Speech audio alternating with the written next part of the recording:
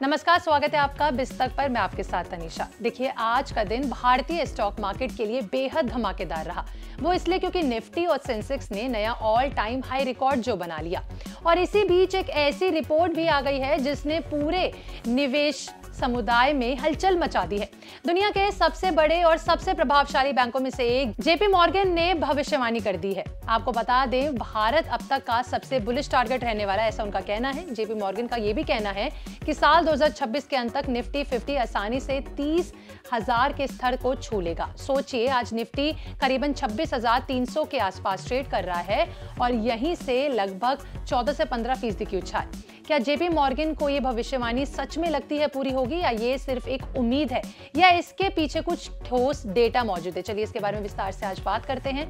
देखिए, JP Morgan की इस रिपोर्ट में साफ साफ लिखा गया है कि भारत फिलहाल पूरी दुनिया के उभरते हुए मार्केट्स में उनका नंबर 1 पिक है। उनका बेस केस टारगेट यानी कि सामान्य परिस्थितियों में साल 2026 के अंत तक निफ्टी 30,000 तक जा सकता है, और बुल केस में ये उससे भी ऊपर जाने की संभावनाएं बता रहे हैं। जेपी मॉर्गन ने 3 बड़े कारण दिए हैं जो इस तरह की उछाल को सपोर्ट करते हैं।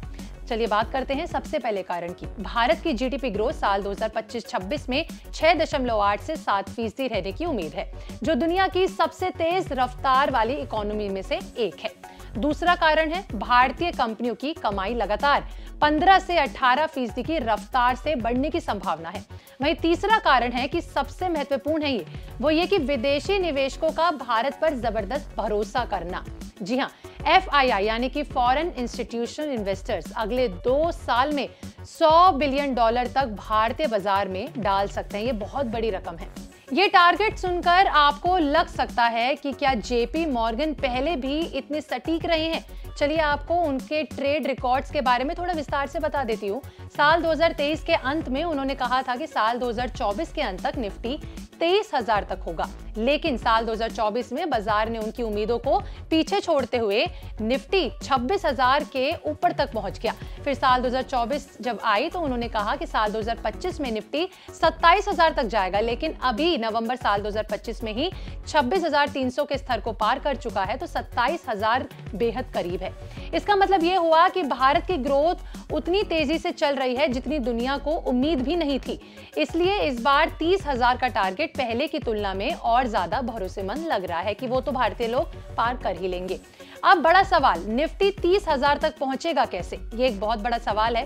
तो इसके पीछे भी 4 बड़े महत्वपूर्ण चीजें छुपी हुई हैं जिनके बारे में मैं आपको बताती हूँ। पहला है, कंपनियों की अर्निंग यानी कि कमाई हर साल 15% से ज्यादा बढ़नी चाहिए, और फिलहाल कारोबारी साल 2025 और 26 के अनुमान बताते हैं कि ये संभव है।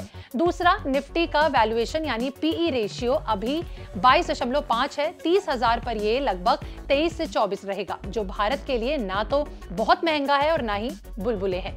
तीसरी चीज है विदेशी निवेश। अगर हर महीने 2 या 3 अरब डॉलर भारत में आते रहे तो लिक्विडिटी की कई समस्याएं दूर हो जाएंगी। और चौथी चीज है, कोई बड़ा ग्लोबल झटका ना आए। अगर कोई ग्लोबल बड़ा झटका आया तो ये सब नीचे आ जाएगा, जैसे कि युद्ध, क्रूड ऑयल में बड़ी उछाल, या फिर किसी बड़े देश की आर्थिक मंदी। इन चारों की स्थिति फिलहाल नियंत्रण में है, इसलिए ये टारगेट हवा में नहीं है। इसको बताया जा रहा है कि भारत ये पूरा जरूर करेगा। अब बात आती है कि कौन से सेक्टर्स इस रैली को आगे बढ़ाएंगे। तो जेपी मॉर्गन ने कुछ प्रमुख सेक्टर्स की ओवरवेट यानी कि ज्यादा वेटेज देने की सलाह दी है। बैंकिंग और फाइनेंशियल सबसे ऊपर हैं, जैसे HDFC बैंक, ICICI बैंक या फिर बजाज फाइनेंस। इन कंपनियों में ना सिर्फ स्थिरता है बल्कि क्रेडिट ग्रोथ भी तेज है। इसके बाद कैपिटल गुड्स और इंफ्रास्ट्रक्चर जैसे L&T और सीमेंस, जो सरकार की केपेक्स नीति की वजह से लगातार मजबूत दिख रहे हैं। फिर IT सेक्टर जैसे कि TCS, इन्फोसिस और HCL टेक वैश्विक डिमांड के लौटने की वजह से फिर तेज प्रदर्शन कर सकता है। कंज्यूमर सेक्टर्स में टाइटन और डीमार्ट जैसी कंपनियां तेजी पकड़ सकती हैं, क्योंकि भारत की मिडिल क्लास तेजी से खर्च बढ़ रहा है। ऑटो सेक्टर्स भी मजबूत है। मारुति, M&M और टाटा मोटर्स EV और SUV सेगमेंट्स में बड़ी ग्रोथ दिखा रहे हैं। तो देखिए, कुल मिलाकर देखा जाए तो सवाल ये नहीं है कि निफ्टी 30,000 छुएगा या नहीं छुएगा। सवाल आखिर ये है कि कब छुएगा। क्या ये साल 2026 के अंत तक होगा या उससे पहले हो जाएगा? कई एक्सपर्ट्स का कहना है कि अगर इकोनॉमी 7% ग्रोथ देती रही और ग्लोबल मार्केट स्थिर रहे तो ये टारगेट समय से पहले पूरा हो सकता है। लेकिन याद रखिए कि स्टॉक मार्केट में गलती तभी होती है जब हम बिना सोच समझकर उसके अंदर घुस जाते हैं। इसलिए निवेश हमेशा रिसर्च और सही सलाह लेकर ही करें। अपने एक्सपर्ट से सलाह लें और उसके बाद ही कहीं पे जाके निवेश करें। आपका इस पर क्या कहना है? आपको लगता है कि जेपी मॉर्गन ने जो बाजार को 30,000 ऊपर जाने की बात कही है, क्या उनकी भविष्यवाणी सच होगी साल 2026 में? कमेंट में लिख के अपनी राय जरूर बताएं। वीडियो अच्छी लगे तो लाइक शेयर करना ना भूलें और हमारे चैनल बिस्तर को सब्सक्राइब करें।